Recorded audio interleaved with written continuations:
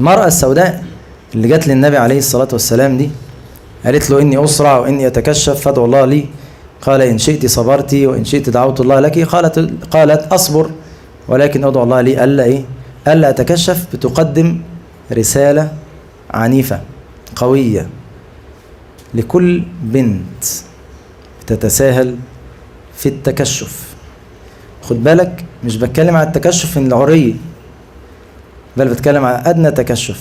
ما هي مرأة بتسرع تكشف مش لازم تكون بتتعرى تماما، ممكن تكون بتكشف حتة من دراعها بس، ممكن تكون بتكشف حتة من رجليها بس، ممكن تكون بتقلع حجابها بس.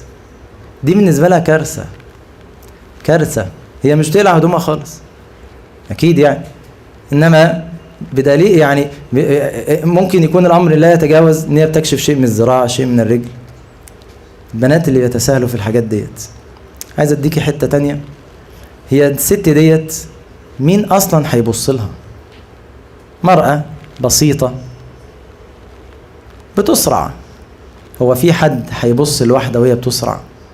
ولا حد هيفتن بواحدة وهي بتسرع؟ ما بعض البنات بتكشف تكشف حتة من ايديها كده هنا، بعد كده تكشف قدمها وحتة من رجليها كده من قدام، وبعد كده خصلة شعر. تقول لك في ايه يعني هي الدنيا كلها وقفت على خصلة الشعر دي؟ يعني خلاص كل الرجالة هيتفتنوا بحتة دراعي دي؟ يعني خلاص هي الدنيا كلها رجليا دي اللي هتبوظ الدنيا؟ الموضوع مش كده، الموضوع مش كده، الموضوع حياء. حياء. المرأة حيية. المرأة دي ممكن محدش يعني يفتن بها أصلا، لكن حياء في نفسها، هي تستحي إن حد يشوفها. بغض النظر هأفتن الناس ولا أفتنهمش، أنا ما ينفعش حد يشوف مني الأجزاء ديت. حياء فطري. أي واحدة عندها فطرة سليمة لم تتلوث بتجد عندها دافع إن هي تستر.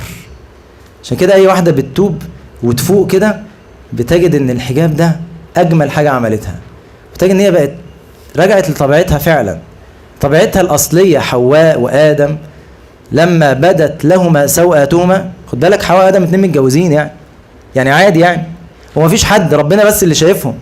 طب هم بيستروا ليه يعني؟ فطرة سليمة، ما ينفعش ابقى كده. بدت لهما سوءاتهما طفق يخصفان عليهما من ورق الجنة. فطرة. ذلك ربنا قال لهم ان هيجي الشيطان يعبث في الفطرة دي. يا بني آدم لا يفتننكم الشيطان كما أخرج أبويكم من الجنة ينزع عنهما لباسهما. هو الشيطان بينزع بنفسه؟ لا، هو هيقنعك ان النزع ده ما فيهوش حاجة. وايه المشكلة لما تبين الحتة دي؟ وايه المشكلة يعني لما البنطلون يبقى في حتة مقطعة صغيرة كده؟ وايه المشكلة لما يبقى مخربش ولا ضيق شوية؟ ايه المشكلة يعني؟ هي يعني خلاص يعني ما في بنات عريانة في كل حتة، خلاص يعني الشاب ده هيقع لما الخصلة دي تطلع؟ انت بتتجملي وهو اصلا كده مش هيتأثر بحاجة. الموضوع ابسط من كده بكتير. ينزع عنهما لباسهم ليريهما سوءاتهم. واحدة ما اللي دلوقتي لابسة نص كانت لابسة ربع امبارح، وكانت اول امبارح كانت يعني بتفصل في قصة بس، والموضوع بيوسع واحدة. السيدة عائشة اخوانا في قصة حادثة الإفك لما اتأخرت عن الجيش ونامت وهم نسيوها، نامت في الصحراء. تخيل واحدة نايمة في الصحراء. صحابي كان في صحابي جاي متأخر اسمه صفوان بن المعطل، جاي متأخر خالص، فلما جه شافها هي طبعا نايمة، كانت كاشفة وشها، نامت وكاشفة وشها، ففائت. أول ما صفوان المعطل شافها قال إن الله وإن إليه راجعون، زوجة رسول الله صلى الله عليه وسلم، فسمعته ففائت. قالت فلما أفقت خمرت وجهي بجلبابي. انت بتتكلم في واحدة في الصحراء، واحدة اكتشفت ان هي تايهة في الصحراء. انت في ايه ولا في ايه؟ انت بتفكري في ايه؟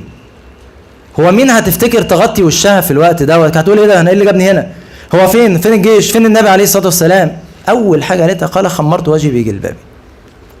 انت بتشوف السوريات دلوقتي في ايام حلب كانوا بيطلعوا من تحت الانقاض، الست بتبكي بتقول عمي لا تصورني انا مني لابسه حجاب، لا تصورني مني لابسه حجاب. تقعد تبكي على انت الانقاض بتوقع على دماغك، وتقعد تتلفع وتلبس وبتاع، وفي الاخر تطلع ما تشوفش منها اي حاجه. حياء.